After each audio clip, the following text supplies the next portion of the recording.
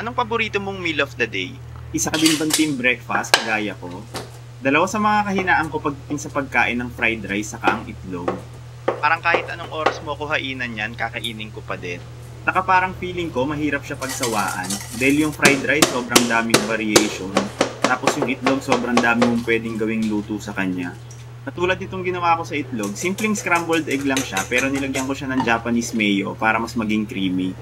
Tapos parang kahit anong protina pwede mong ipare sa fried rice saka sa itlog. So ayun lang, shinare ko lang kung bakit breakfast yung paborito kong meal of the day. Kayo ba, ano bang paborito nyong i-breakfast? Pa-share naman sa comment section. Bali, simpleng spam silog lang naman to na may konting kakyutan. Para dun sa sauce, naghalo lang pala ako ng toyo, asukal, saka mirin.